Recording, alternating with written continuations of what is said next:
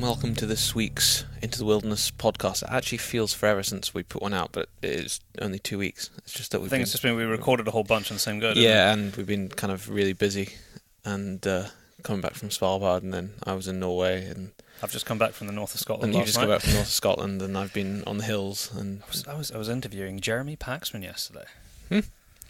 Doesn't get much bigger in the sort of BBC broadcasting world than Jeremy Paxman. But I can't tell you what that's about yet. But I was interviewing Jeremy Paxman for a very important film project, which will be out in, I think, the next few weeks. But I'll tell you where to find that when I'm allowed to tell you. Well, that'll be interesting. I don't even know what it's been said. It's because when I that was arranged, Daryl was in Norway. Yeah. Tell us about Norway, Daryl, because I actually haven't really had time to ask you about it. But I saw that you were ice fishing. Well, I went to Norway on holiday, and I went with Lisa, who we're having on the podcast in, I think, the next podcast. She will probably be on it, or the one after.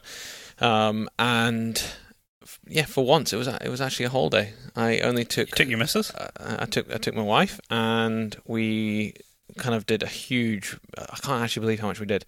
So we went out snowmobiling in Sweden, we went ice fishing, we went normal fishing for cod. We went. Did you catch anything in the sea? No, apparently it was seaweed. Apparently been a bit cold, oh. So the cod weren't running there yet. So that's a shame. I threw a lure in and we lost a few, but I mean, don't get me wrong, I know there's plenty of fish in Norway. It was just the wrong time of the year to kind of be. But you were successful with ice fishing. Successful ice fishing, and then what else did we do? Then I went cross country skiing, which I've never skied in my life, and I have to say, I was quite good. You do say so yourself. Well, everyone kept telling me I was good, so either they're being really, really nice to me, or did you enjoy it?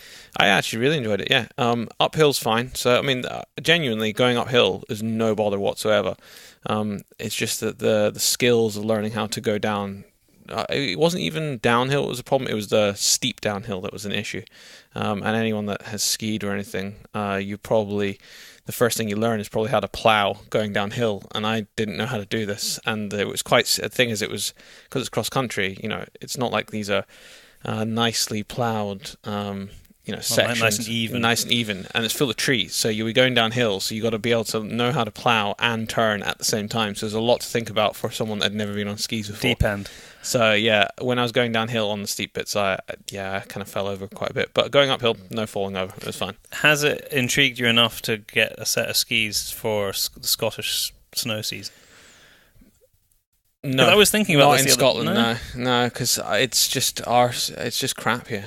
Really. But this year you could have done it. It has, but I just can't. But it's not. I just can't imagine. Snow, also, it's not 6 foot of snow, and it obviously there is some sections that get 6 foot, but it's not. And it's, the bits that have got the small snow, you're skiing on top of heather. It's just not.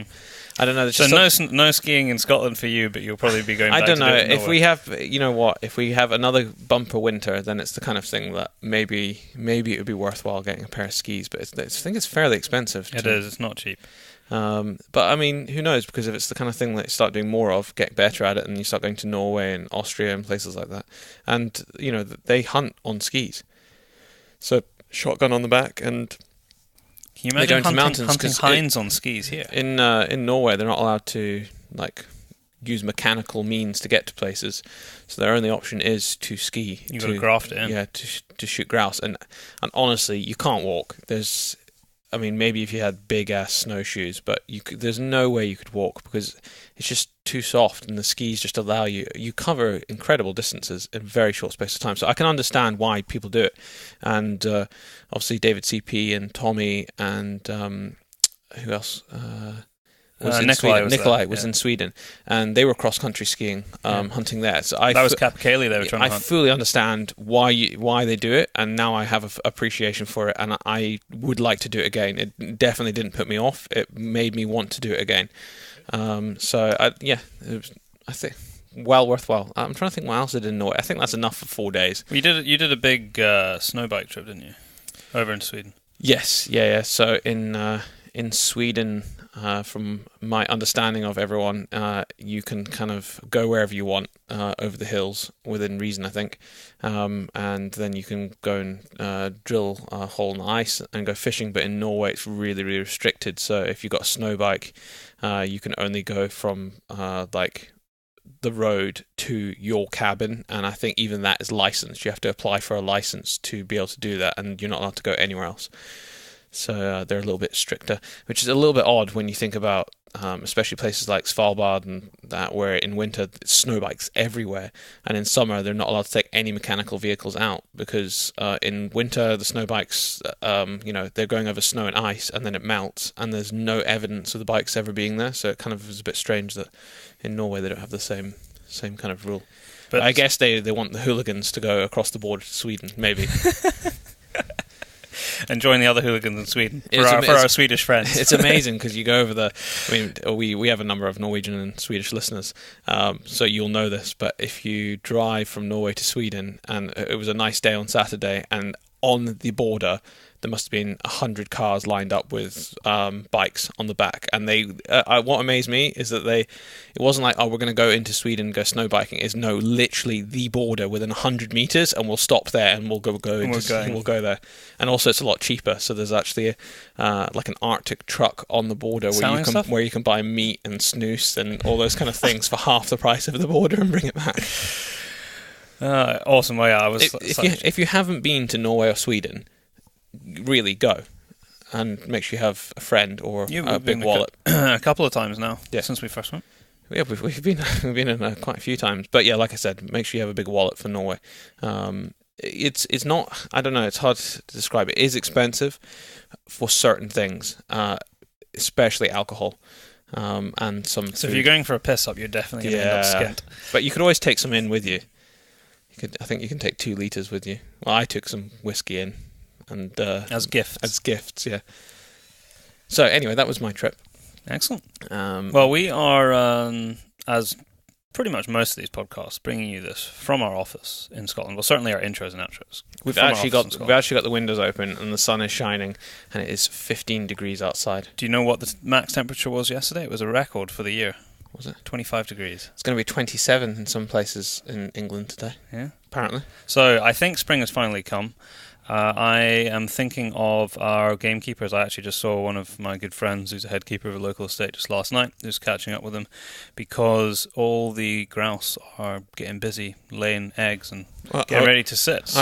I was up yesterday and I could see them all paired up shouting at me when I was going past. All the lapwings are out. I've been doing some work with the German Game Conservancy up in the hills, and it's well and truly alive. I had my friend with me helping out doing the work, and he's not really spent much time up on the hills, especially during springtime, and he was looking at all the little birds dotting around, and I've actually got a bird book in the front of my, and he was like, oh, what's that? And I couldn't really see what it was, and he had the bird book out looking at it, and the amount of species we saw yesterday was... Ticked off a lot of cool species, yeah. So I'm hopeful for all those birds, especially in the upland areas, which tend to get hit by the bad weather more than anywhere else, that we don't get any more snow or really terrible cold, wet weather, and this is it. As long as it stays like this, we should be okay. Last year, about the 27th of April, around then, I think, they had a dumping of snow, and it really, it will have affected all the species, I would have thought, but particularly affected the grouse, which they know and are monitoring quite well. And it wasn't good on a lot of estates because they basically lost their broods. Because of the snow. So hopefully this year, this is nice warm spring, and especially after such a hard winter. I know from another friend of ours up by Loch Ness that they've picked up a lot of dead deer this year. Yeah, just winter mortality because we had such an extended period of really cold weather. I think that's been not just there. I think that's been the case all over the country. It's actually even the newspapers have picked up on the deer have been struggling.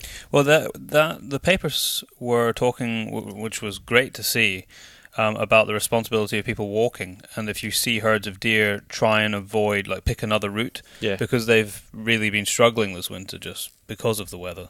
Their fat reserves are way down. They've lost a lot of conditions, so you don't want to have to push them off feeding where they're feeding or just move them unnecessarily. So something to consider if you're out enjoying the hill. Thank you for the response for the podcast stickers from our American listeners, by the way. Yeah, high five. I'm not even joking. Within 10 minutes of the podcast going out, we had emails from our listeners from the United States saying, hell, give us a podcast sticker. So we've sent a lot out to you from guys. Men and women. So it's really, really cool. Actually, that's one thing that I really like, is that our listenership, and I can only judge this by the comments and messages on social media and stuff we get, we have a really even spread between men and women, which is awesome. Yeah, that is really cool. In fact, here's one. If you are a female listener and you want a podcast sticker, then email us or message us and you can have one. You're doing positive discrimination here. Yeah, well, we can do a male one. We can do a male one later. But yeah, no, it's great to see, especially. And you can be anywhere in the world, by the way. Just shoot us a message, and don't be getting, like, if you're a husband or a boyfriend, don't get your girlfriend to do this. We got to be a genuine listener. The rise of females just pursuing countryside sports, be that fishing or hunting or falconry or anything, but has increased, a huge amount over the last 10 years, which is great to see. More participation. So this is our little part of helping to support that. Yeah. So, but yeah, going back to the American listeners, we sent out a shed load of podcast stickers. We didn't really give a number on it. We just decided that, over the next space of few days, whoever emailed can have one, and we kind of had a cut-off point because it was, we were getting a lot of emails and messages, and we can only give out so many for free, unfortunately. What we would like is if you were one of the people who requested a podcast sticker, and you may or may not have received it yet. I can't remember exactly when they were posted. Send us a picture. We'd love to see a picture. We have been slowly getting them in now on Instagram. On Instagram, them coming in, which is really cool. And the more stickers that go out, we'll start seeing them at shows, and we'll start doing fun things with them. So definitely, it'll be worthwhile. And I think they're £1.40 or something on the website. Yeah, I can't exactly remember. I think it's £2 total delivery in the UK. And like we said before, it's basically cost. That's what we're giving you to them for, because we don't really want you to have to pay extra for them. I need you to pick, Daryl. Yeah, that's somebody's maybe arrived. I don't know. Our dogs are barking. I think it's the postman. Is it? Okay. Well, yeah. we can. They can deal with that. He can deal with the hounds. Yeah. Instagram or Facebook? Pick. Well, let's go Facebook. Okay. And the reason I asked him this is Daryl didn't. I picked someone at random from Facebook and someone at random from Instagram for our prize from 2 weeks ago, which was a Hornady reloading manual, and we had a ton of entries. And instead of randomly picking, adding everyone together. So you said Facebook. Yeah. So the winner from Facebook was Dan Bibb. So congratulations, Dan Bibb. You have just won yourself the latest edition of the Hornady Reloading Manual. Hey, good prize. Yes, absolutely. We are running another competition this week, as we always do. And as the prizes haven't actually arrived here, but I know that there's going to be reloading manuals. We're going to give away another reloading manual because I don't actually know what else is going to be in the box of stuff that arrives. It's a surprise for us as well when everything arrives. So another latest edition reloading manual with all the latest loads, including all the Creedmoor loads, which has become a very popular cartridge, or a lot of people are talking about it in this country. So all of those loads are in there as well. And I haven't actually thought about how you're going to enter it, but I really like the picture competitions because I think it requires people to interact a bit, and I like to see what everyone's up to as well. So just spring. We're in spring, so send us a spring type picture. Yeah. Just you out. It could be anything. Could be anything. Flowers, birds, nesting birds. It could just be you going out for a spring walk. Anything that is spring to you. We will have. Because I think the turkey hunt's on in the United States right now. Well, there you go. So I think that'll be super interesting. Yeah. See what spring is to people. People around the world. Well, it depends actually what part of the world. But that's what I'm meaning. Yeah. So this time of year, show us what you're up to at this time of year. It's spring in Scotland. Yeah. Well, it's Northern Hemisphere, isn't it? So it should be spring up here. What about our listeners in South Africa? No, but that's what I'm saying. Yeah. So it won't be spring for them. But saying that, I mean, Norway's still completely covered in They're in snow. winter. They're still in winter. It was melting fast, though. It was melting very fast. We'll put something up on Instagram and Facebook as usual, so you can either post a picture below there, or you're very welcome to email the show if you're not somebody who is on social. I was in the middle of ordering some new trousers for myself. Believe it or not, we do actually buy a lot of our own stuff, especially if we want specific things. And I went on. In fact, we can talk a little bit about Cotswolds and and their what they've been up to.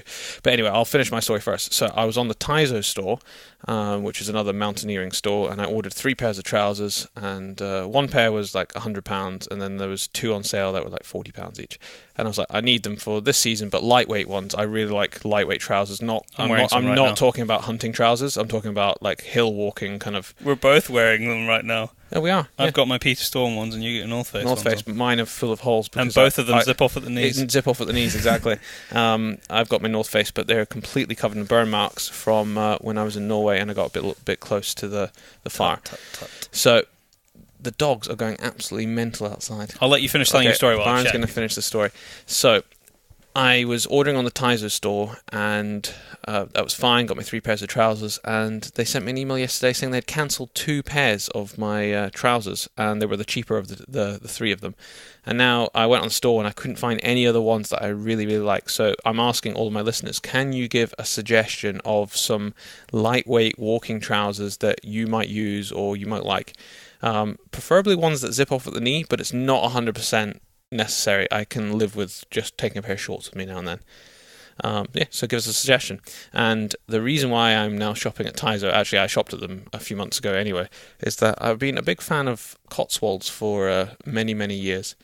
And we've bought hundreds and hundreds of pounds between sleeping mats, trousers, t-shirts, jackets, you name it. I bought it from them, mainly because it's very convenient. There's one in Aberdeen. But recently they have their brand ambassador, and they've got a huge they've got a new collection of clothes with Chris Packham, who is a very interesting person to associate your outdoor clothing brand with. Yeah, it is. He's in the outdoor space of people who like to participate in outdoor pursuits such as hunting or fishing, or basically anything where there's some sort of harvesting of natural resources. He's not a big fan. No. And I wouldn't mind, and I'm only going to spend 30 seconds talking about this, I wouldn't mind if he had actual debate with things that he didn't like, looked where possibly things could be done better in the hunting community, but he is just so far to one side that it's just there's no reasoning with the man, and I don't think he's a very good ambassador for people who have multiple land uses. You know, there is space for everyone, and the hunting community do great things in some respects not so good. But he's not willing to have any kind of level-headed discussion on it. So for that reason, I will no longer be shopping at Cotswold either. Yep. But I have to say one thing about that is that they put up actually this was him running a competition, wasn't it? Yeah, for a jacket of his new collection with Cotswold. This was actually on his page, and it's fine. You know, I put up a comment under the Cotswold just to say that I wouldn't be shopping with them anymore. But what I think is really poor from the hunting community is in the competition that he ran to win a fleece. I don't know what did the people have to put up a picture of? Just something just outdoors? Of what they think that the outdoor is to them. Yeah. And there were they actually got taken down, but there were a number of people putting really quite unnecessarily grotesque pictures of dead foxes with their brains splattered out. Obviously somebody had been foxing at night and shot something in the head. We all know what that looks like, and it might very well be done for completely legitimate purposes, and it is indeed legal to be doing. But that does not show hunters in a very good light. There was some good pictures, some great stuff from shooters. Hunting, really nice pictures, people out on the hill with a gun. That is absolutely fine, but really think about how the general populace, who are definitely going to be looking at the competition with Chris Packham, view what you post underneath, because you did the hunting community a disservice by being arrogant with the pictures that some people put up on there. And it's not good. So I got a triad of abuse on the Cotswolds post for saying that I'm not going to shop with them anymore from people calling me a psychopath, which was an interesting one, and then another one from another gentleman. You can go and find it. He has a big problem with our podcast. Yeah, he does. Yeah, especially the Links one. The Links pod. I think that's the only one he's actually listened to, because he was upset because we didn't give our guest enough chance to reply back, because we had done some research after the podcast. But if you go back and listen to the Links podcast, then no one else you can make your own decision. But no one else has ever had a problem with it apart from this person. So I genuinely don't think he likes facts. So we have a super exciting announcement to make in relation to our film festival. Our regular listeners will know that we are running the UK's very first hunting film festival. It is on the Friday evening prior to the Northern Shooting Show, so the 11th of May. We will also be at the Northern Shooting Show on the 12th and 13th. We already had prizes for the winner of the professional category and the winner of the amateur category. The professionals, who wins that, is going to win a Sauer 404 rifle. Quite a prize. The winner of the amateur is going to be presented with a set of Minox binoculars. But MOTV, myoutdoortv.com, if you want to go and have a look at that, are also supporting the podcast now. And they are supporting the podcast to help us present something meaningful to emerging talent. It was one of the things that we talked about in the spiel when we first launched the film festival, was to encourage more people to make great film and tell great stories about the outdoors and what they do in the outdoors, especially in the hunting space. So we have cash prizes now, sponsored by MOTV. The winner of the emerging film talent prize will get £5,000. The highly commended winner will get £3,000, and what we're calling the rising star will get £1,000. It'll all be in cash. Basically, the only criteria for although you can go onto our website and read everything, is that it's to be put towards a project in the following 12 months and then submitted to our film festival again 12 months later. Which shouldn't be too hard to do. And then those films to be eligible for it, your film will go up on MOTV as well. That's a huge opportunity to have your film up on MOTV. It's massive. If you don't know what we're talking about, it's like the Netflix of the hunting world. Yeah. And right now, I believe you can go on MOTV and get a month free. Yeah. So and by the way, all of Ivan Carter's stuff is on MOTV. Yeah, who has been on this podcast? Jim Shockey. Jim Shockey's stuff is also on MOTV. It is. His Uncharted series, all of it. So go and sign up for it and get watching. You'll be able to binge it, because it's all there. All the seasons, I believe, of Uncharted are on there. Is it not the winners or entries also get 12 months subscription? So all the entries to our film festival will get a free 12-month subscription to MOTV, and every single film that's entered will appear inside the DNA Film Festival film on the actual tab inside My Outdoor TV as well. So the film festival is going to have a section on My Outdoor TV showcasing the evening, because it's going to be filmed, plus all the films that have been submitted and shown on the night. Yeah. So it's a huge deal. So if you only got a couple of weeks left now from when this podcast goes out, if you have a film that you would like to enter, just do it. Visit thepacebrothers.com. You'll find right along the top DNA Film Festival. Click that. All of the information's there, and at the bottom there's a tab to click for you to enter, and it shoots us an email with the details. We'll get straight back to you and get your film in as one of the entrants. Yep, great opportunity. And you wouldn't have noticed, because I would have seamlessly edited this, but we had to cut halfway through because the dogs were howling so much, and it's because a delivery arrived of Modern Huntsman, and hopefully everyone that has ordered so far, the Modern Huntsman's on the way or being shipped tomorrow. We are selling out as fast as they are arriving. So you have to be a little bit patient. There's normally expected delivery dates on our website. And they are a fairly rough guide to go by. Sometimes it can be a bit longer, but you have to be patient. This is not Amazon Prime. If you order on the Monday, do not expect it on Tuesday morning. It is not going to happen. Well, I mean, it might do. Yeah. Because if we actually have the stock, but what's happened was we were selling so fast we had no stock. But this week, hopefully, we will actually have a stock, unless we have another 30 or 40 people ordering overnight, then we might not. But I mean, right now we are selling at an incredible rate, and it's the same with the coffee as well. We've actually had to order another whole load of McNabb coffee because that's been selling so fast. And it arrived the other day. And it's that's sitting just arrived. unlabeled behind the we're trying to keep the stock levels up, but people are ordering too fast. And have a look in the next coming weeks because we are bringing out new mug designs because of requests of people, and we're looking at travel mugs very soon because there's a big push in the United Kingdom and across the world actually for reusable mugs. Me and Byron have been using reusable coffee mugs. Even when I'm at the game fairs, when I was there at Scone last year, I had my own metal mug and I handed it over to the barista, and they fill it up with coffee, and actually you get more in it because they fill it all the way up to the top. And I think my jug's like a half a litre thing, and people are very good at it, at filling up out of your own thing. And to be honest, you don't need a cup every time, and it's the same with a water bottle. Get yourself a good water bottle and then just fill it up instead of having bottled water. I know that some people live in parts of the country where that your tap water is disgusting.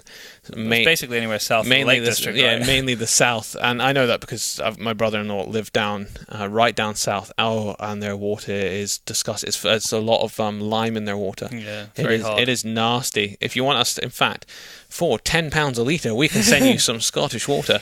I don't know if we mentioned this before, but when we were in Svalbard, that is the place where the most expensive bottled water in the world comes $140 for half a litre of water. And it comes from glaciated. Glacier, And so basically they go out on a fishing boat, and then the bits of ice that drop off the glacier they pick up on a crane, because there's pictures of it. Put it on the deck, and then I think they obviously filter it because there's... You were telling me something interesting about glacial ice the other day. I was, and this was from a Norwegian soldier that I was with. And he was saying that I didn't know this, but I've never looked into it, so I've never really had to drink. And we don't have any glaciers. We don't have any glaciers here, but you can't just drink glacial meltwater because there's a lot of micro bacteria in it, which I never knew. But it makes sense because it's been there for a very long time. So there you go, top tip. If you've never been, boil your water. The Scandinavians probably knew that already. Yeah, they probably did. Boil your water. I think, just one very last thing back to Northern Shooting Show is where we are going to be actually at the show. So that's the Saturday, Sunday, after the film festival. You will see our TP tent there with our vehicle and signage and stuff, but it's going to be right beside a new symposium area, which is like a big open canvas tent, and there's going to be bales and places to sit there. It should be a really sociable area, and we are just busy working with the guys from the Northern Shooting Show now to help out with the sort of scheduling of people who are going to talk. So basically on the hour, every hour, there'll be somebody doing something. It's going to be really cool. It might not be for the full hour, but that's when they'll start. So it gives you, like on the hour, every hour, there'll be something going on. So check it out, see if it's of interest to you, and then you can go and listen to people talking about a whole variety of subjects. Yeah, I think that's it. So we have two guests on today, and the first one is Davey Hughes. Who's been on before. Indeed, and we're going to be talking about a bit of bear hunting, buffalo hunting. He also talks a bit about conservation and stuff that he's seen on the ground, and then we also talk a little bit about new garments coming in for Swazi. He has some very cool patterns. We both wear Swazi the smocks, the tar smocks. I love it, honestly. But I want a tar smock in the new green and black check that he's just brought out. That's smart. That smock, whenever I put that on, I feel like I can face the elements. Honestly, show it to me. The only thing I would say with that smock is on a day like today, it was 15 degrees and it was drizzling. You could only wear maybe a t-shirt underneath because you'd get hot very quickly. But fortunately, it does actually zip down to your belly button. That's really cool. Yeah. That's what I was just going to say. So it does zip really far down that you can regulate your heat quite well. But I put that jacket on and you feel like you can go and face the elements. Tackle the world. Yeah. So yeah, there's not a huge amount of talk on kit. No, not really. It's mainly about just Davey being cool. Cool guy. And our second guest, you can introduce him.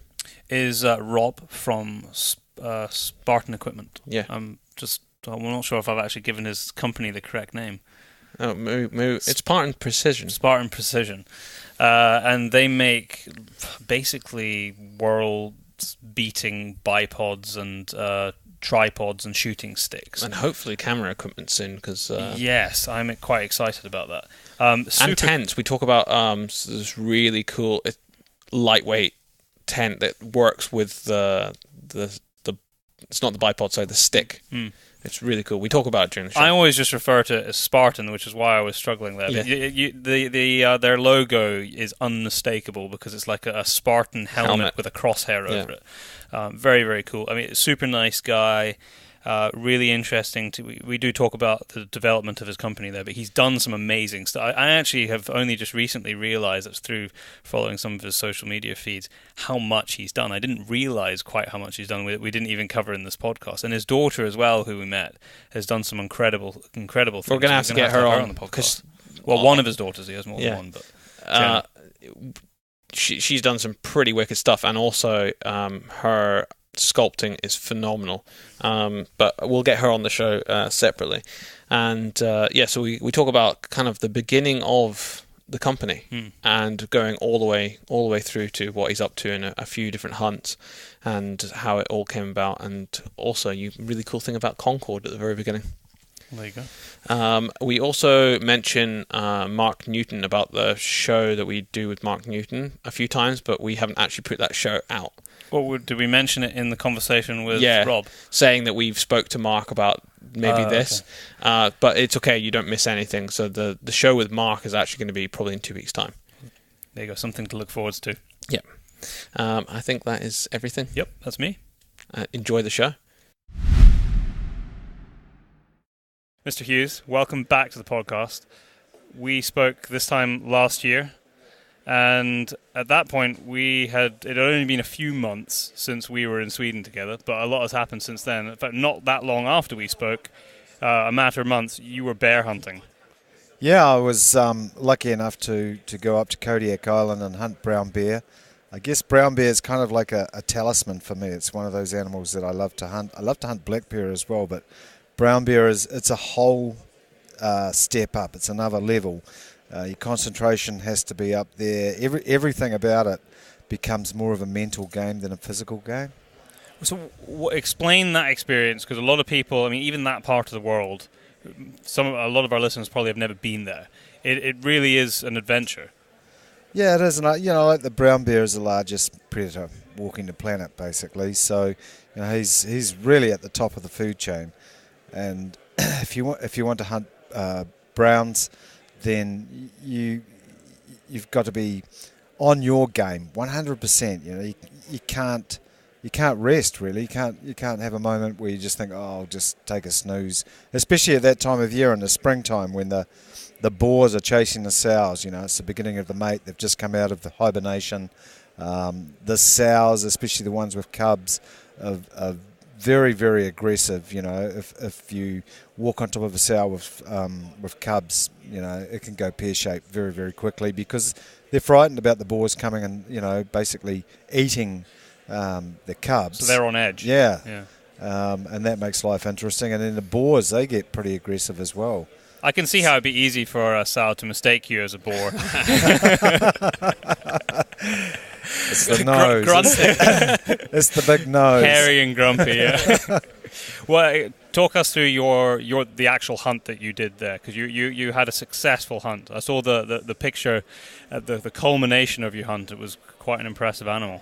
Yeah, we saw a lot of animals, I guess we counted over 30, I think it was 37 boars that we saw over the space of the hunt. And it wasn't until virtually the last day of the hunt that I managed to get in on this particular bear. I'd been watching him for 3 days, watched him first come over a saddle, maybe 2,000 feet above me, come over a snow-filled saddle and slide backwards down a mountain, and the mountain was so steep. It's like, how can an animal, traverse that saddle and go down that mountain. They're amazing where they go. So I saw him at first and thought, wow, that's a really big bear. You could tell even at that distance. Yeah, good optics are a key for that time of year when you're hunting. So I was using my Leica spotting scope. Can I say that? Yeah, you can, absolutely. It's a lot of spotting. Is it? You go to locations. There's an awful lot of spotting. Spot. Yeah, there's an awful lot of sitting and spotting. Because it's quite thick. The alders are thick, the willows are thick, and you can walk amongst them and you can bump a bear, or you can spot a bear up high and then figure out, okay, where have I got to be in 3 or 4 hours time, because he looks as though he's heading in that direction. And you can try and make a route to ambush the way that he's going. Try and do that, or you maybe find a sow, who's running as fast as she can with a cub or two, and pretty soon there's going to be a boar coming along, just following the sow. And that's basically what happened on day 3, I watched him the second day and I thought, we can't really get closer. But on the third day, he was chasing a sow. And I thought, okay, he's his mind's on other things. Let's go and put the sneak in on him, which we did. He was way over on the other side of a bay, so we had to get across the bay in a whaler, and then sneak in around the bay, very rocky, very slippery. We came up on a flat where we'd seen him chasing the sow last, and we thought, okay, the wind's right, we'll move around the edge of this big flat. And we'd only gone 60, 70 metres, and all of a sudden he'd sort of outflanked us, and it became a bit of a race then, so he didn't catch our wind.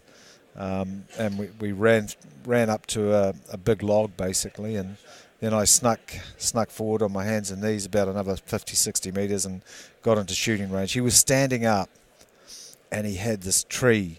So he's a huge bear standing up, had this tree just bent over and scratching his back. And this thing's close. And I'm just going like, oh, man. Wow. The strength of the animals is something, that you have to see. And I thought, okay, as soon as he, stops scratching his back and ducks back down, then it would have been a bit unpolite to let I know. And then with bears, basically the golden rule was break bone. So okay, it's just getting the right angle, the right shot. So what are you looking for? Like a high shoulder shot? Or? No, and my favourite shot on a bear is kind of in behind one shoulder and aiming at the far shoulder. Okay, so slight diagonal, breaking the far shoulder completely. Yeah. And if you can't get that, then try and go through both shoulders. Anchor the bear first, and then just keep on shooting, keep on putting ammo into him, because that's the cheapest thing about a bear hunt is your ammo. Yeah. So, yeah. So and it obviously it all went down. You dropped the bear and. I shot the bear. He started spinning, and then my guide, who's probably 30, 40 yards behind me, he fired a shot. He'd asked, did I mind about a follow-up shot? And I said, no, I don't mind. And he had a follow-up shot with his 375 with the sissy slots. What do you call those things? Magnaports? I don't even know what that is. I call them sissy slots. They're on the end of the barrel. And yes. Magnaports, aren't they? No, it's... Muzzle brake. Muzzle brake. Yeah. So, so he had sissy slots. But he's behind you. Yeah, he's behind me. So how were because your I'd ears? snuck forward. Yeah. And this was it. My ears were ringing. I fired my first shot. I knew it was a good shot, but I'm laying down and I hear behind me, and it's like I can't get up because I've got now I've got this. He was off to the side. Mm-hmm. That's even worse. Yeah, I know. But well, I mean, it's even worse, but you wouldn't get shot. Yeah, I'm deaf in that ear anyway. So he fired a shot. The bear's spinning very, very quickly, and then he fired another shot, and then I knew if I kept on moving to the other side, I could stand up, because I needed to stand up to see, exactly. Happening. I could see the top of the bear, but I couldn't get a clean shot in. But by that time, the bear had actually expired. So, but would have gone down with your shot. It was just to be sure. Yeah, I mean, from my first shot, it moved 7 yards. Yeah. So that's not far. That's a clean kill, and that's what you're aiming for. Clean kill. Use good bullets. Use a a rifle, you're very accustomed to you shooting. had a Rigby out, didn't you? I had my Rigby, and probably a little bit of an overkill. I took my 416, but I absolutely love that gun. Yeah. You know, and it's quite We were heavy. interviewing Mark yesterday, actually, which was okay. mainly about the Highland Stalker, but... So, yeah, I was using the 416. I'd loaded it down a wee bit. I was using 340 grain Woodleys. The gun just absolutely loves them. Super, super accurate for a 416. And I don't, I'm not one of these guys that likes supersonic, let's see how much we can poke this bullet out, Yeah. For me...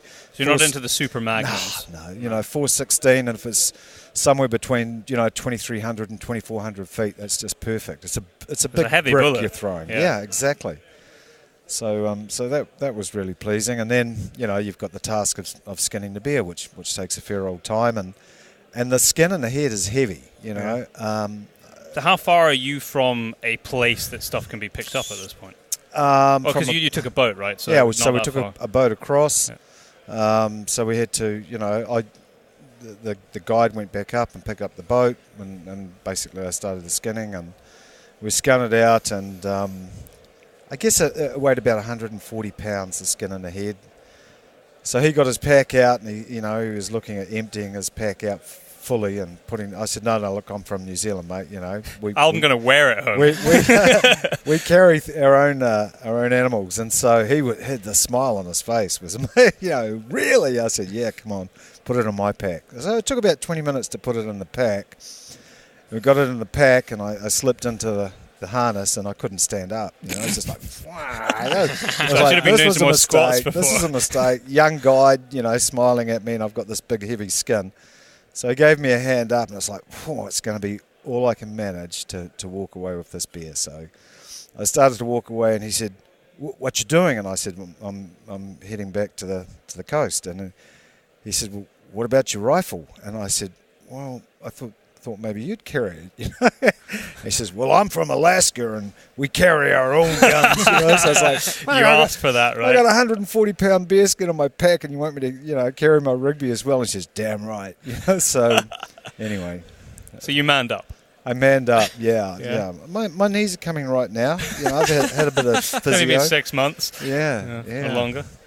How do they must have some sort of quota system for the it's very well managed, and it's the second brown bear hunt I've been on. I've already booked a third one. It's that in your blood. You just got to do it. Just got to do it. Is it the next year, 2 years? It's 4 years. Every 4 years. Every 4 years. Okay, that's a long horizon. Yeah, it is. But hey, book it now, and the years go by. Yeah. So, yeah. That's okay. Well, it's they've recently just shut down all the grizzly bear hunting in British Columbia, which was a bit of a shock to a lot of people, I think. I think it is, and I think it's a bit of a shame as well. And we're going to see a lot more human bear conflicts there. Undoubtedly.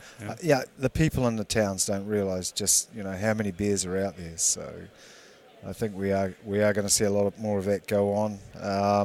They've done it before. BC have done it before, and it's been turned around. So I'm sure with enough time. But they reckon, I was speaking to somebody the other day, that they've got between now and the next election, essentially, to try and re-educate to get it changed, which is 3 years. So we'll see. So what's in store for you for the rest of the year? Rest of the year, I've got my tar hunt coming up in May. This is a yearly thing for you, isn't it? Yeah, you've got to go tar hunting every single year. I love the smell, love being up on top of the mountain. I think that's the whole thing about hunting, whether it's bears, tar, deer. It's not the killing. It's actually being out there, being in the animal's environment. That for me is the biggest buzz, and it's the planning for the hunt, going on the hunt. Yeah, that's important. But once you get there, and then it's just like you take a deep breath and you think, I'm in the wild places. So how long are you out for your tar hunt? What shape does your tar hunt normally take on a yearly basis? It'll be 5 days. Yeah. Yeah. So you have to go far from where you live? Yeah, it's where I'm going down is southwestland. So, and we'll fly in by helicopter. That'll save us a day or two because we're going right to the back of a big water catchment. Where we can fly to is about the only place you can land. So it's going to be a good half day's hike from there to get to where we'll set up camp. Mm-hmm. Then we'll hunt for 5 days and tramp back out to where we can be picked up. So awesome. Really proper hunting, that. Yeah. I mean, it's just, you know what it's like. You go away hunting and you come back and all your clothes and your pack, everything, smells of smoke, and it's just like wonderful. Actually, Wonderful. my wife took one of my jackets off the other day because we were walking the dog, and she put it on. She went, "Oh, Matt, you used this in camp, didn't you?" And it absolutely reeked of smoke. Like it was like a barbecue jacket. It was ridiculous. If you put fish inside it, it would have smoked them. Yeah. We wouldn't have it. You wouldn't have it any other way, though. If you don't come back smelling like that and probably smelling a bit, then your trip probably hasn't been long enough. Yeah, exactly. And aside from that, so that's obviously that's at home. What about trips abroad? Trips abroad, yeah. I've got one a couple of months later in June, heading to Mozambique. Exciting. Cape buffalo there. So, and I love hunting Cape buffaloes. It's kind of like if I had to choose between, say, bears and buffalo, it would be an extremely hard choice. Bears just make it through, but buffalo for me is just like, now you're hunting. It's I take it your 416 will be joining you on that. Absolutely. Yeah, absolutely. So. No, there is something. There's something about buffalo in Africa that just does get under your skin a bit. So I think it's the way that they look at you, those big old boys. Yeah, and there's all sorts of sayings from Ruak, they look at you like you owe them money. Yeah. Last buffalo I shot looked at me like I owed him money, and I'd been playing around with his sister and, and his wife. had stolen his car, and it was just like, he was pretty angry about it. How long ago was that? That was 2 years ago now. So Yeah? it's 2 years since What I hunted capes. It was somewhere perhaps I can't mention. Okay. It was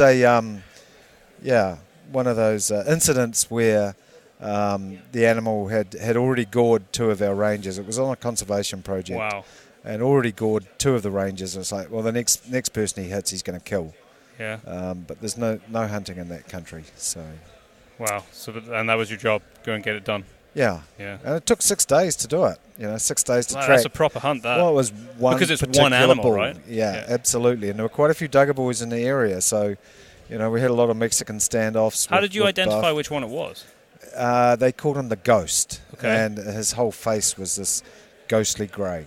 And it probably from the age, was it? It wasn't mud. It was just ghostly grey. So, it's very small horns. Sort of stubbed off, and that's like something of the stories of old. Like it is, like from Capstick and Ruark, isn't it? Well, these guys, who used to belong to the British Empire, and they speak quite a toffee accent. That's how they hunt buffalo too. It's a fist fight. Yeah. And they want to get in as close as they possibly can. I mean, we snuck in. We leopard crawled to within 6 meters of this bull before we jumped up. 6 meters? Yeah, and it was just like... You must have been able to smell its breath. Oh, man, it was just like... We were both so scared at the end, because I said, so what are we going to do? So we've got this synced, and my friend said, well, here's what we're going to do. We'll get close, so close that you think, oh, we're far too fucking close. He says, when you feel that, he says, I want you to glance over at me and I shall wink. That means we're about to jump up and give him both barrels. I said, right, okay, well, we got within 6 meters. We're far too close. So I looked over at him, and he didn't just wink, he closed both eyes, I thought, okay, here it goes. And we both jumped up, and we're both so scared that all he could manage was, and that was as loud as he could scream. Well, this buff went crazy. Gave him both barrels. I was using a 4.75. Both barrels, and this thing it didn't drop him. He ran about 20 metres. I was using a very old gun with modern ammo, so I couldn't open it and reload. And this thing turned around and looked at me, as I said, like I'd been... So you've got a stick. You've got a stick, basically, in your hand. I'm looking at him, and as I'm smashing this double on my thigh to open it. And finally it opens, and I popped 2 more in, and I thought, well, he's 20 metres, we'll finish him off. But no, my friend said, stand tall, Kiwi. Just walk straight at the blighter. And we walked in Sounds again. like Rourke's drift. Oh, God, Yeah, anyway. You got him down eventually. We did. Wow. Yeah, look, you need to write that story down if you haven't already, because that is the stuff of books. That, wow, especially if you can get someone to narrate it with that accent again.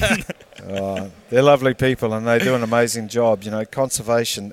I've been privileged enough to be involved with conservation projects on several continents, and every single person I meet at the coalface who's doing all the hard yards, fighting the poachers, doing all the hard work, have always been a hunter. Really? Always, without doubt. And so that's what annoys me a wee bit with all of these armchair conservationists and the Facebook warriors. And it's like, get out there and do it. If you're so passionate about it, get out there and do it. You go and get shot at by a bunch of Somali poachers, or these guys. And that's happening every day. Every single day. Yeah. So hunters are conservationists. Full stop. We were actually, just when we were speaking to Mark yesterday, he was telling on the podcast, he was telling us that, in fact, you were there in the trip to India. You went with a Corbett rifle, yes. didn't you? Yeah, you were there.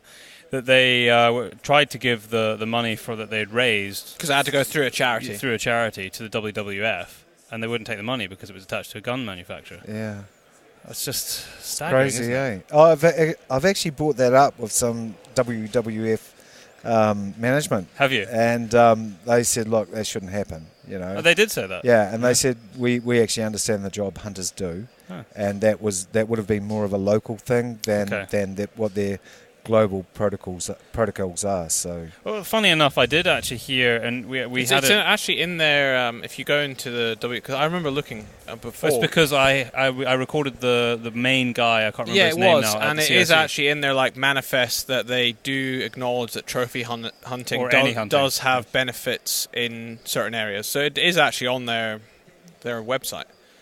The main guy there, he stood up at the CIC conference last year, and he gave a big speech too, which was predominantly hunters in the room. There was, 1,500 people in the room, and he was talking about it. So they do communicate, but this was obviously one example. But it's interesting to hear that, and it's a shame that a local barrier stopped it, going through. But anyway, ultimately the money went to the right place. Cool. And that was a very cool story, and very cool to be part of that, to go and see that being done over in India. It was an amazing trip. It really was, and again, I feel privileged to have been invited along.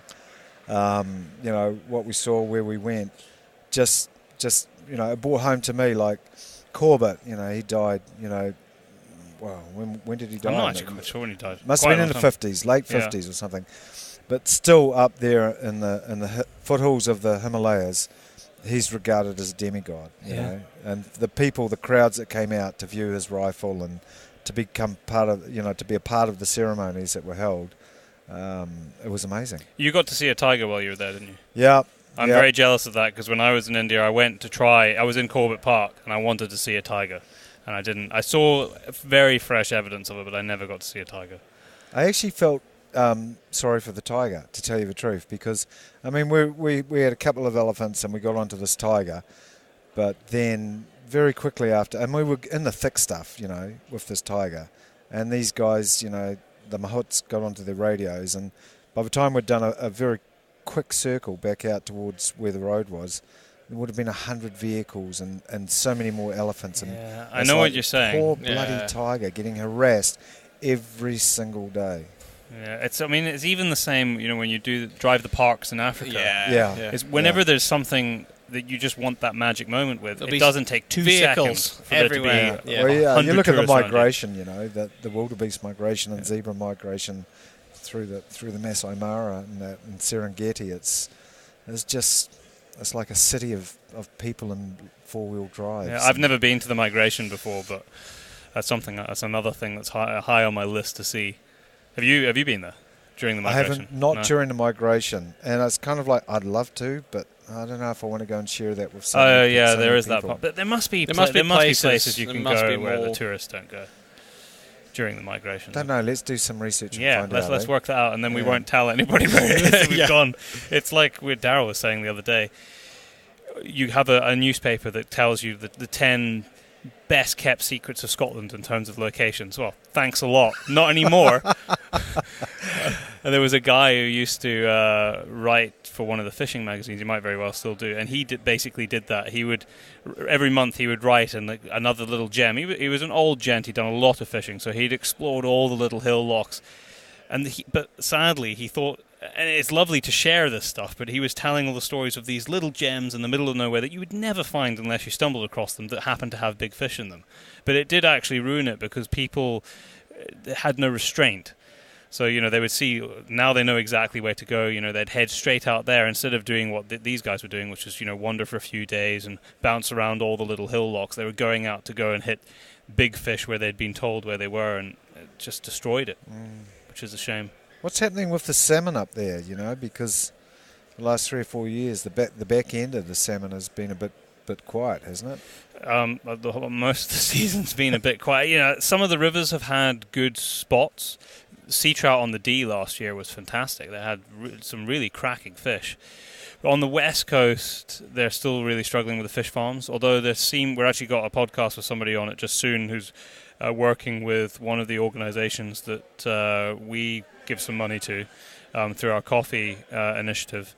And they've been working really hard with government to basically change the way the fish farms are operating on the west coast, so that they're not basically killing all the salmon and sea trout that try and get back out to sea. Just the sea lice is just destroying them. Yeah. I mean, the bigger picture of salmon is a hard one. I don't think anyone truly knows, because a lot of the rivers are producing the fish. They're at capacity in terms of the fish that they're producing that go out to sea at smolts. A lot of them are. They're just not coming back. Yeah. So what's that mean? They're being overfished somewhere? Possibly, or they're not finding the food at sea. And so we're getting a lot more pink salmon. Okay. No.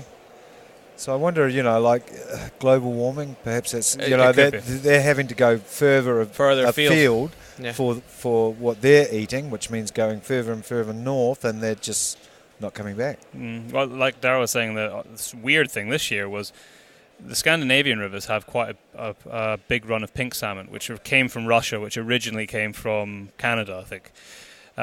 And this year, a whole heap of rivers on the east coast had a lot of pink salmon. Okay. Normally, there's like one or two get caught in the year that you know about. I'm sure others run that they didn't know, but this year it was hundreds got caught.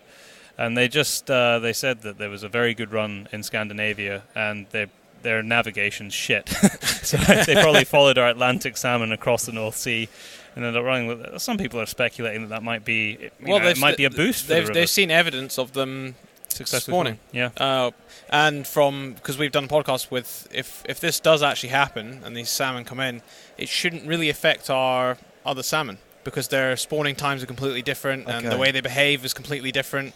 Because juveniles don't eat in the river; they just go straight back to sea. So it could be a good thing, this new influx of foreigners, but we'll block them eventually when we are fed up with them.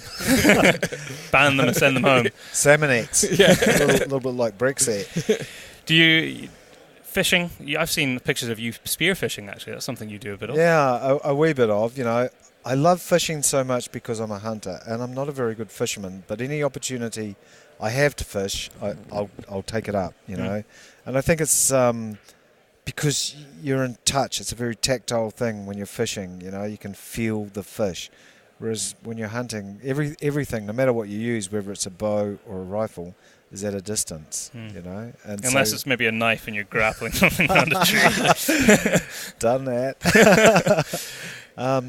Fishing for me is, and I love to eat fish. God, I love, You have access to such great fish in New Zealand, though. Yeah, both sea and freshwater. Yeah, last week I was fishing up in the Arctic, up above Tromsø in Norway. For Arctic char? And we didn't get onto any char, but we were fishing for cod. And the cod fishing there is brilliant. Unbelievable. So we're catching all of these cod, and I'm thinking, my God, these are the biggest cod I've ever seen.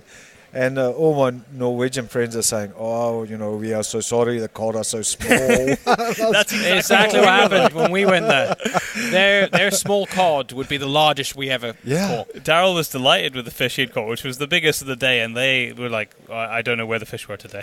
Yeah, it's like, man. Yeah. This is bait fish. So they're very lucky, and I guess I was lucky to be able to go out there and fish, and then we actually threw a few cod back, or some of the afterward filleted them, and to watch a sea eagle come off the land, because we were out in the open, but came off the land. He'd seen for miles this fish we threw out, and he just zoomed in and picked it up and went back, and it was just like, that was so cool. Yeah. The ability in the eyes of those high soaring, whether it be a vulture or a sea eagle, is just beyond anything that I can comprehend. We think that we have some of the best, all of the best optics in the world at this show here, but none of that compares to nature. Yeah, unbelievable way. What do you have new out this year? Because we're talking to you in Iwa on your stand, and we've been using some of your stuff for the last year and a half. But you've got some new things on your stand this year. Yeah, and there's some products that will be released probably in the next 2 or 3 months. The one that springs first to mind is the TAR Ultralight, the TAR XP, which won the British Shooting Industry Award last year for Best New Garment. I wanted to build something that was, gave just as much protection, but was very, very light. So I built the TAR Ultralight, which weighs about 340 grams, folds down to next to nothing.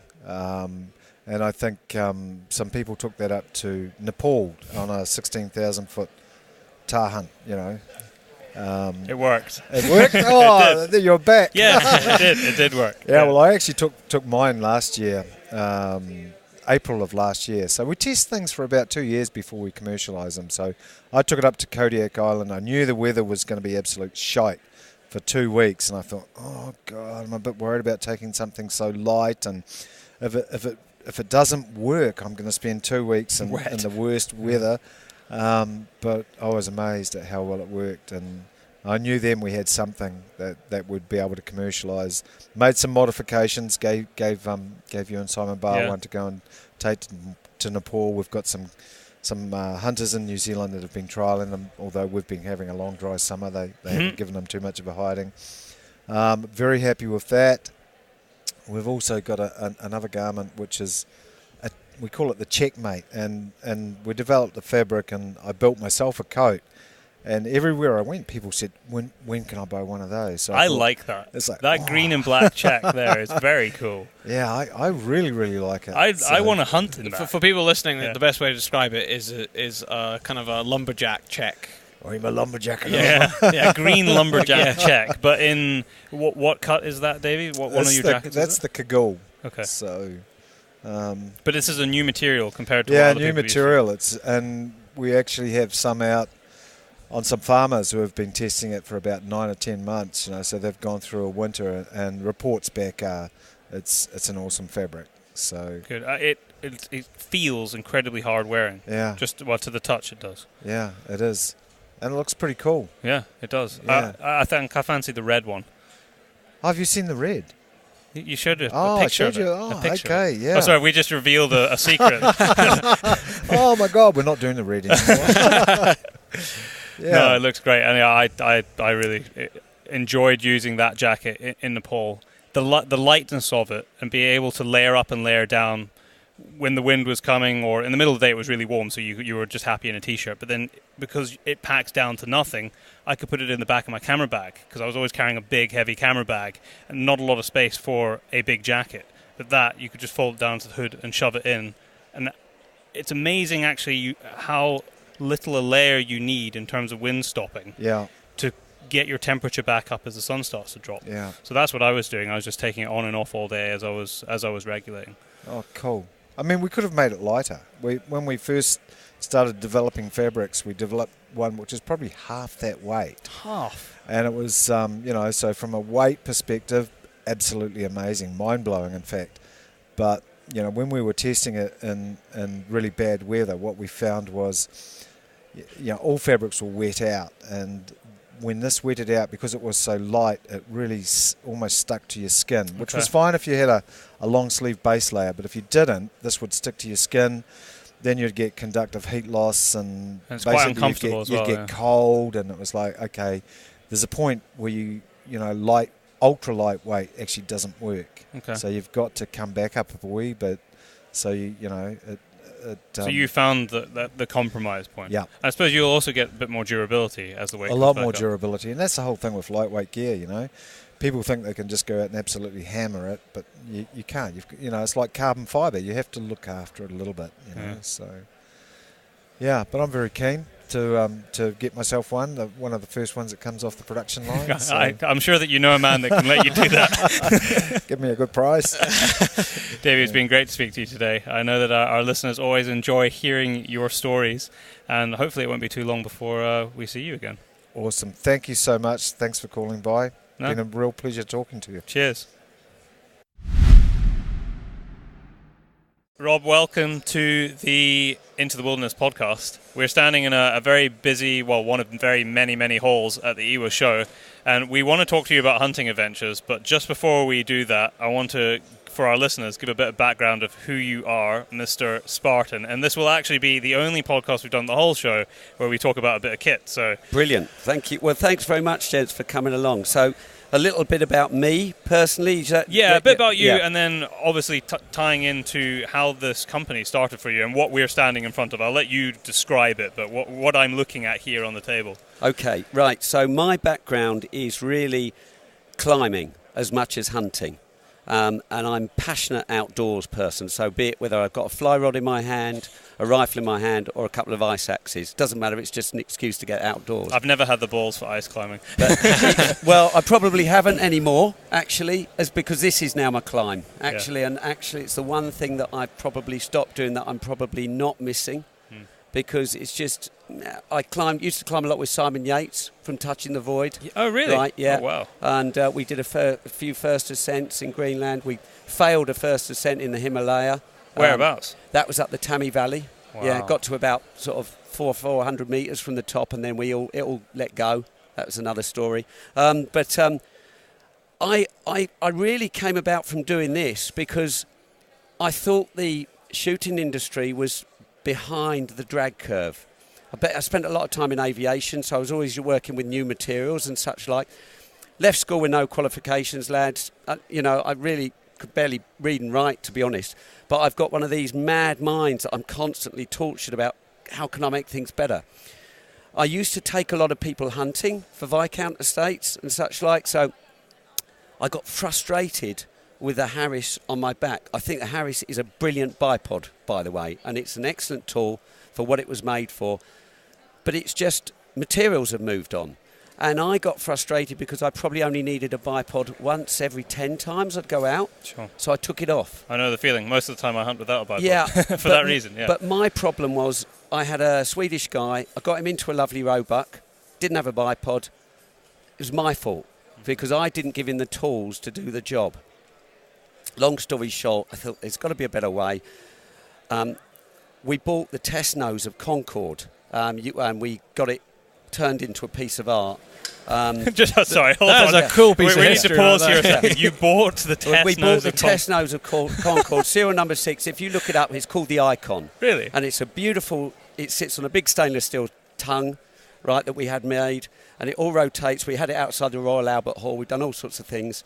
It's probably getting covered in dust. Where is it now? In Oxford, tucked away. It's a Mr. G. Well, it's probably worth a bit of money, so we don't need the exact location. No, it probably is worth several million because it's a one-off. Yeah. And in theory, that thing's flown twice the hours and cycles that every other Concorde done, but it's on the ground, simulated. So they use that to crack analysis, blah, blah, blah. Amazing. Anyway, that's another life. Yeah, I was just you kind of caught me off guard.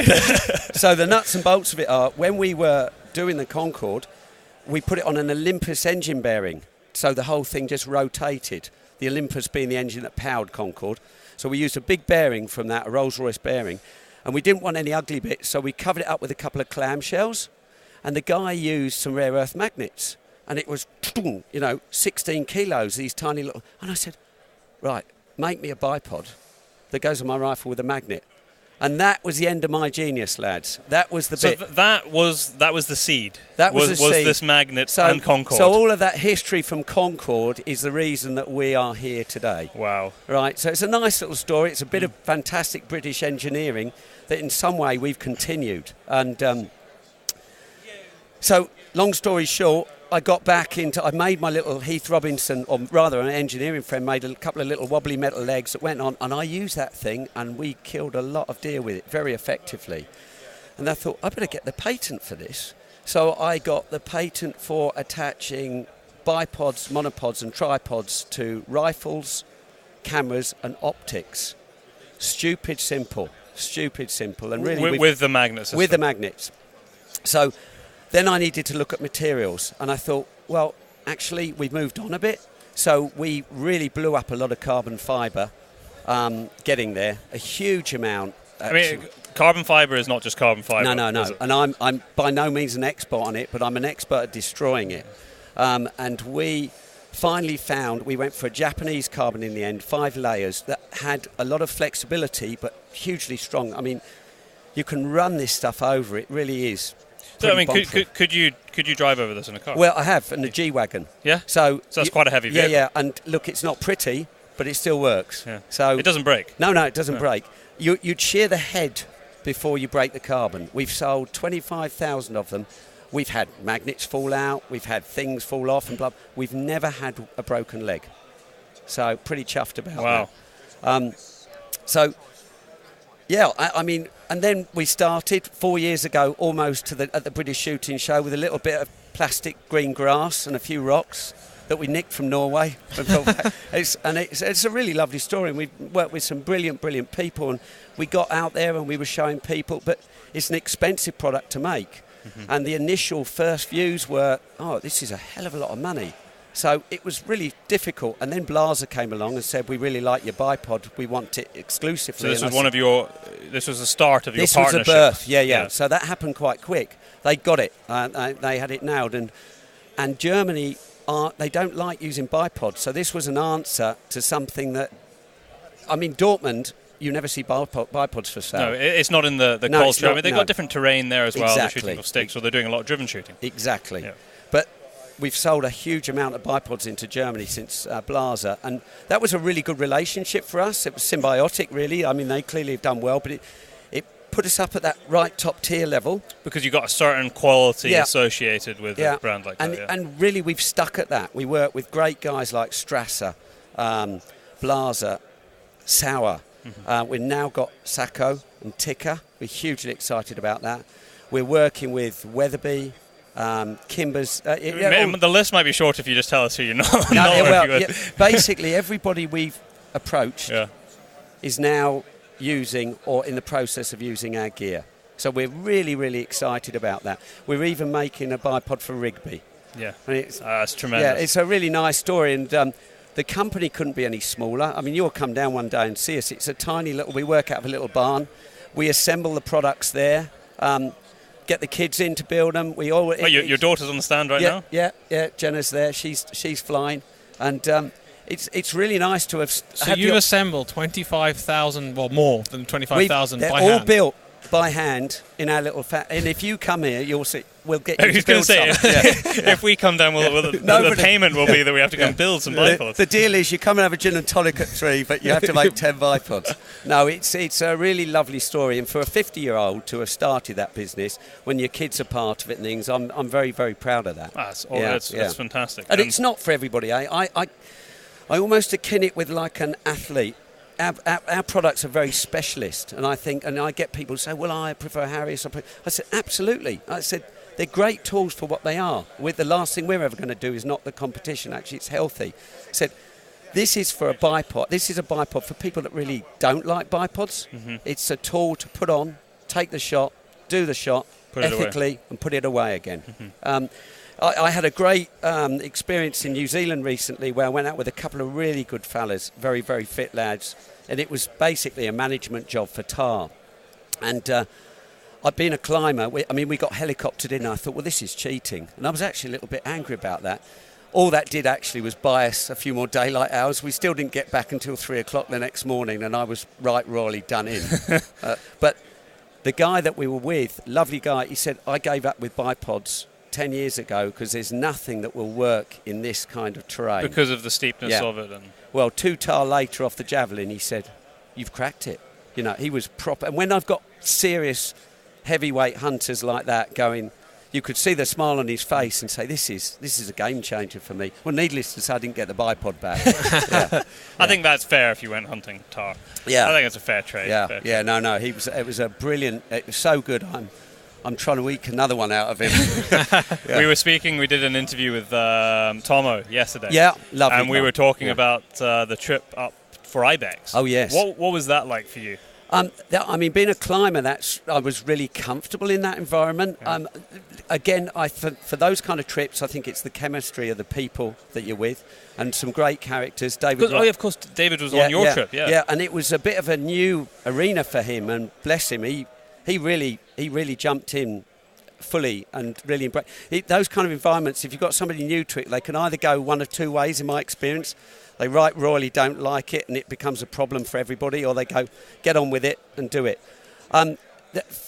Shooting something or hunting for me is just a tiny piece of it's the excuse to be out there. Yeah. Does that make sense? It gives you the reason for being there. Yeah. And I mean, for us, that was an absolute magic trip. And I mean, we were great because we got so much of the footage on film, and obviously we had a great shot there and a great result, which was very much a team effort.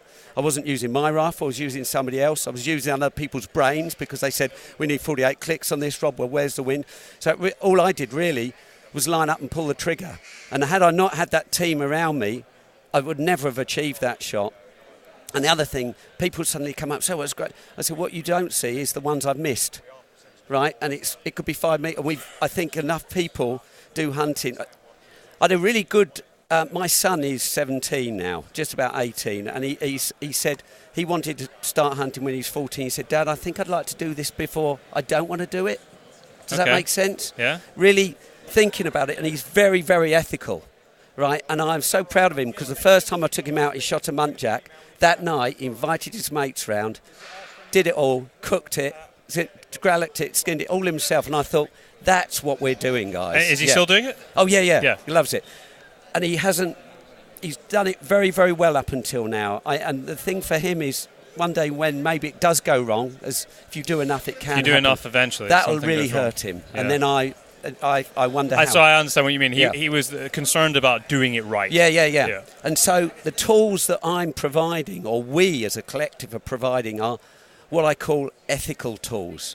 I get the odd person, and they're normally over my age or older, saying, well, I shoot freehand. And I say, you owe it to the animal not to do that. That we're all entitled to our own views. I love hunting. I don't pretend to run away from that. I think it's in our DNA. But what I really like is the result.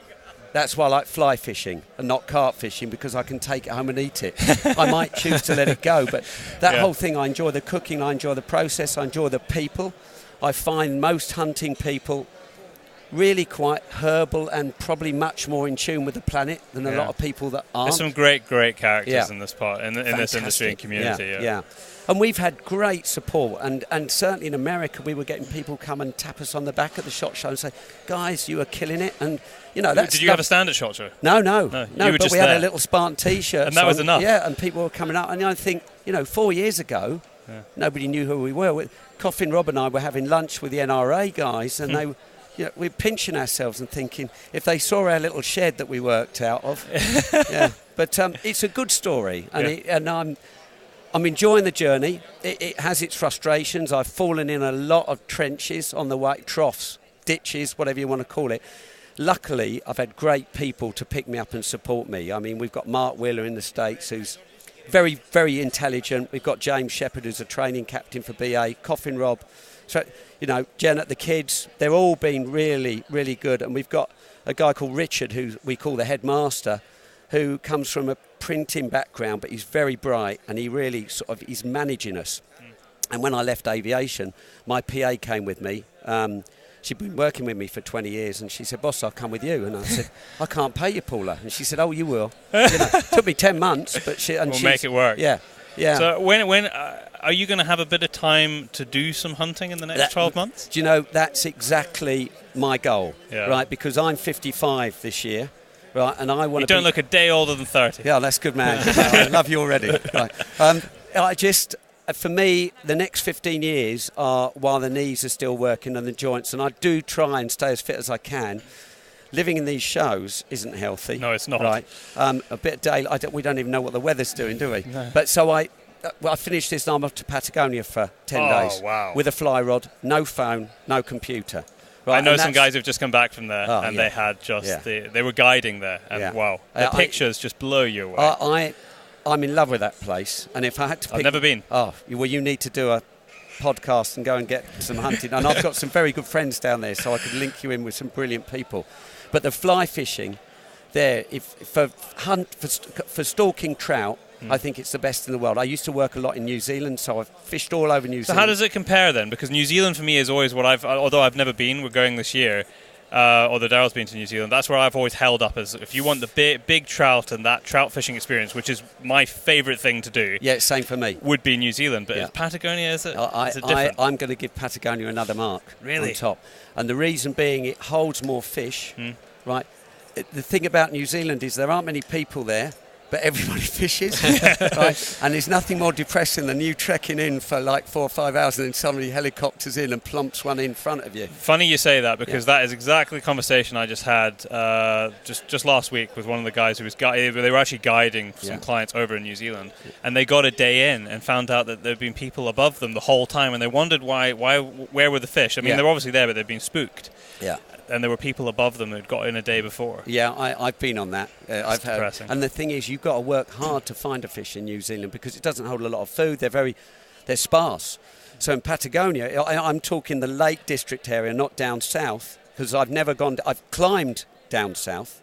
You know, I've climbed a lot down there at Tierra del Fuego and such like, but I've never fished down there. I fish in the central Lake District area around sort of north of Bariloche, and they've got some fantastic rivers. And it's the closest thing akin to sort of hunting with a rod, isn't it? So are you fishing for a specific fish then? Yeah, brown trout and rainbows. No, so are you able to like identify a fish? Yeah, absolutely. Yeah. If you like that. I love stalking trout. It's your mecca. And I really. I didn't need another location that I needed to go. No, you've got one now. You've ruined us. Yeah. But New Zealand's great, eh? I mean, and the people are great. It's a lovely, lovely country. But is the fishing in Patagonia like fairly free and available, or how does it work? All the waters. It's very much like the States. If you get in the river, you can fish it. So it's just the access. That's the issue, it's the access, but sometimes you have to work really hard to get into the access. Okay. But as long as you can get in the river, you're free to fish. And do you pay like a permit to the government? It's a license. Yeah, I don't think nothing. It's much. Yeah. It's I've got a French mate that I go with, and he sort of tends to set all that up, and he's got an old car out there, and we just bum around and find rivers and have a jolly good time. Yeah, that sounds like heaven. Yeah, it is. It's properly heaven. So that's going to be your escape from all this madness at the start of this year. That's my getting out of this zone for a wee while. And are we going to see a Spartan wading staff? Well, that's a really good idea. Yeah, actually. Oh God, don't start me. I've got people come to me with great. There's a great guy in Ireland called John Too. He's a lovely, lovely man, and he comes up with all these ideas, and he's very clever. And I said, John, don't give me any, because I've got like 6 years of stuff going on in my head, and being a little company, you can only do so much. We call it our sweet shop day. So what happens with us is every month the orders sort of get bigger and bigger, and that means we have to buy more and more stock. And so we go into the sweet shop, and everybody said, well, I need a few of those, or I need this. And you have to sort of go, right, guys, this is what we can actually afford to do. So it's quite good, actually, because it's sort of it manages things and stops you blowing up, hopefully. But, yeah, I'd love to do a wading staff. Yeah. Okay. Next project into fishing. Yeah, definitely. We're very excited about this. This I think is very interesting. What we're pointing at right now is using the tripod sticks as the basis of a tent, a super lightweight tent. Exactly, and it won't be for everybody, but it's that's made out of Cuban fibre, it weighs less than 500 grams, and there's no zip on this. This is the most utilitarian. It's basically. It's a shelter. Yeah, it's a shelter. Yeah. Right, I'm going to go with Orflinthrop from Sweden. We're going to go up to the Arctic in October for Cape Bacale. And I said, I might have a thicker one than his. But I said, that's your test. But no, and good fun. All these projects, it's so good because you go to bed and I often wake up at 3 o'clock and it's my most creative time. And I think, this is where we need to go. And then you fall asleep and forget a little bit of it. That's why I leave a pad. I've got a pad beside my bedside table so I can take notes if I think of stuff in the middle of the night. And it's like the Sentinel. I mean, I'm really happy with how the head has evolved. It's really, really where it needs to be. But the leg locks, we buy bits off the shelf. Now we're not buying anything off the shelf anymore. Every single part of that Sentinel tripod will be designed and made for us in-house. and we're using some great carbon from France. It takes time to get all to these evolve. things. Yeah, exactly. And you always want things to happen quicker, but by our experience, if we try and rush it, we fall over. Yeah. You got to get it right. Yeah, exactly. And the best people at telling us whether we've got it right or not, and we do listen, are the customers. You know, they come back with great feedback. So you've got like thousands of design engineers all going, have you thought about this? Have you thought about that?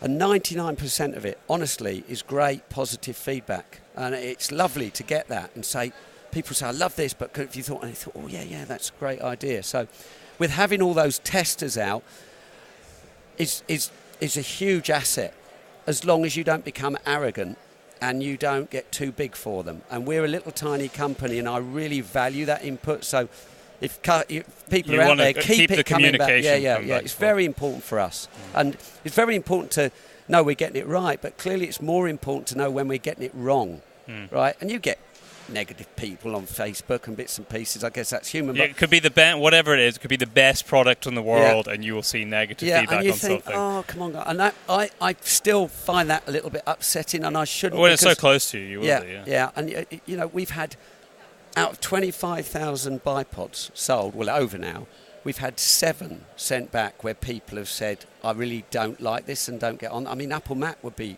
pleased with returns. I'm sure there's other people that don't get on with them, but to have only 7 returned, I'm hugely pleased about that. Yeah. And sometimes it's our fault for not explaining how the product works.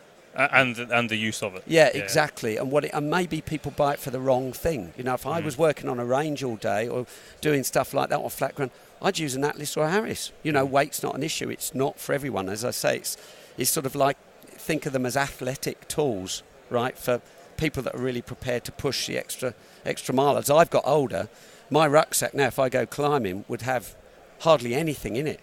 And I can shave kilos off by using that tent, the tripod as trekking poles, and it's important, especially when you're doing extreme stuff, and especially when you're getting older and your joints and knees don't work like they used to. I haven't quite got there yet. It's not a nice journey, so I'm making things as easy as I can. You know, it's Rob, it's been great speaking to you today. I think we're going to have to try and do a podcast with you in a hunting environment at some point. Love to that do would be that. cool. Around a campfire. Yeah, I'm absolutely up for that. Or in Patagonia. In Patagonia. Yeah. We'll just wait for the invite. Bring it on. Well, so Thank nice you very much, to Rob. meet you Good guys. to speak to you. Really Cheers. Keep up the great work. You think you guys do a fantastic job. Cheers. Speak soon. And that's it for another 2 weeks. Join us again. Well, like I just said, in 2 weeks' time, it normally comes out on the Thursday morning or afternoon. And like I said earlier, I think Mark's going to be the next guest, and then we might have Lisa on as well. But we're also possibly we're going to try and get Charles Post on the podcast very soon. He is the current guest editor of Modern Huntsman magazine. And I've had a couple of conversations with him, so he's definitely coming on the podcast. It's just a case of arranging time. And very soon we'll have Tyler back on as well, because he's going to be sitting probably where I'm sitting right now in our office in about 3 weeks' time. Yeah, which is really cool. Thank you for all the people still leaving reviews. It's greatly appreciated on all of the platforms. You can download the show on everything you can think of, any podcasting platform: Acast, Spotify, SoundCloud, iTunes, Stitcher. You name it, it's on them all. It's also uploaded to YouTube as well if you want to. Facebook. And Facebook. There's no video on it, but that's going to change in the coming months. Yeah, we were working a cunning plan for the video feed. If you want any more information, then head to www.thepacebrothers.com, or if you want to email the show, it is podcast@paceproductionsuk.com, which loads of you do. And I think, I was going to say, on the website we do desktop backgrounds that you can download for free, and we've just put up a whole load of new ones. A whole bunch with our new logo or updated logo. We're going to be trying to do some mobile versions very soon, but it's for computers. We know that we've actually get a number of emails from people asking when are you going to put up the new ones, and we just have. So there's some really cool ones. It's amazing how we had one listener and follower who said, I've been checking every week for weeks and you haven't put up a new desktop. We didn't realise people wanted them that badly, so we have listened and we have delivered.